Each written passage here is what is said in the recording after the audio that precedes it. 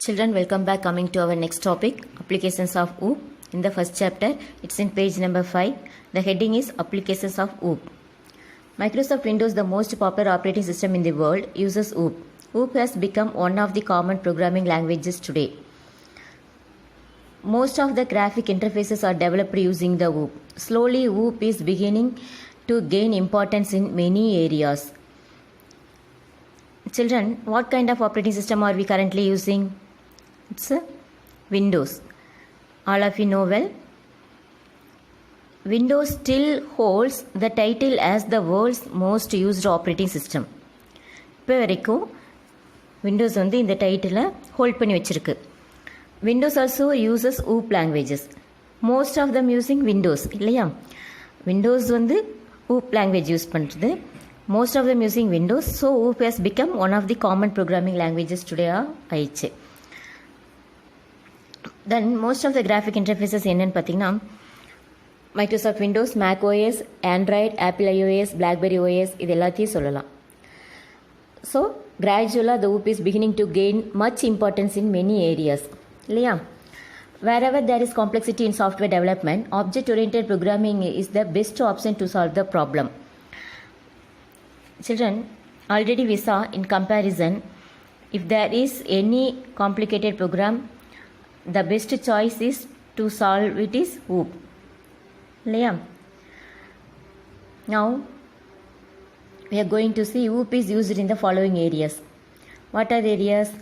Image processing, pattern recognition, computer-aided design and manufacturing, web-based applications, AI and expert systems, business process re-engineering, and mobile computing, etc. The first one, image processing. Image speaks louder than words இல்லையம்மா?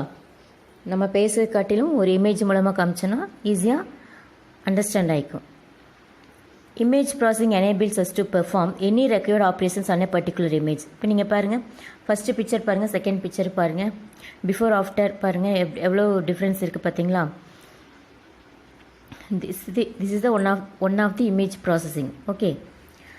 Then second one, pattern recognition. Pattern ரெகக்னிஷனில் நிறையா இருக்குது. நான் இங்கே உங்களுக்கு காமிச்சிருக்கேன் biometric device காமிச்சிருக்கேன், அதாவது ஃபிங்கர் பிரிண்ட் ஐடென்டிஃபிகேஷன் காமிச்சிருக்கேன். இதில் இன்னும் ஸ்பீச் ரெகக்னிஷன் இருக்குது, கேரக்டர் ரெகக்னிஷன் இருக்குது. ஓகே, அதாவது it involves finding patterns and similarities among smaller problems to help us to solve more complex problems. Okay. Then third one, computer-aided design and manufacturing.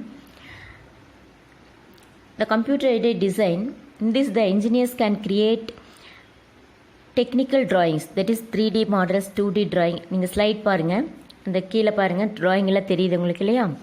That is called technical drawings.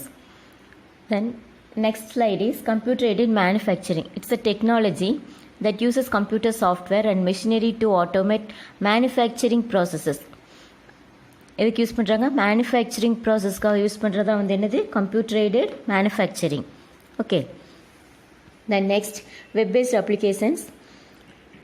Web-based applications are accessible anywhere and any time as long as you have to access to a device with an internet connection.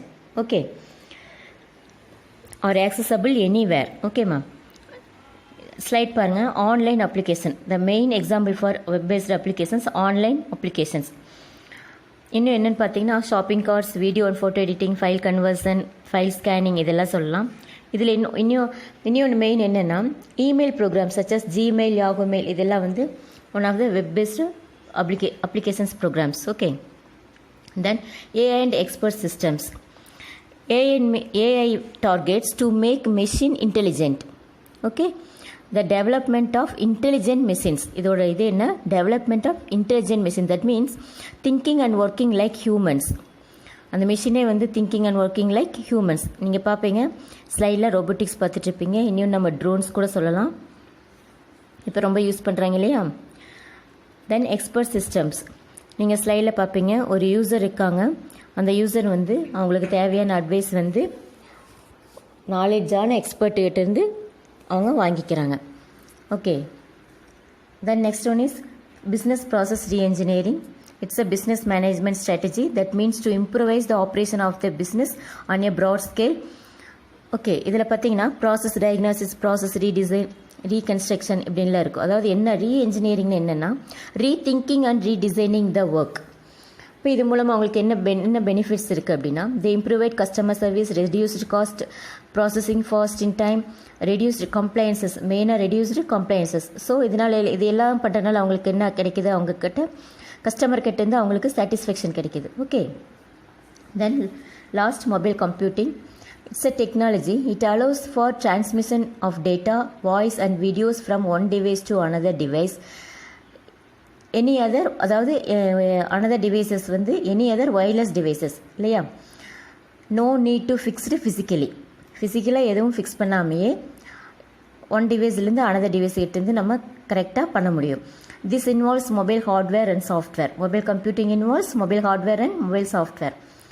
இதில் என்ன நம்மளுக்கு கிடைக்குதுன்னு பார்த்தீங்கன்னா, easy to operate, touch screen, wireless, light weight, easy to carry.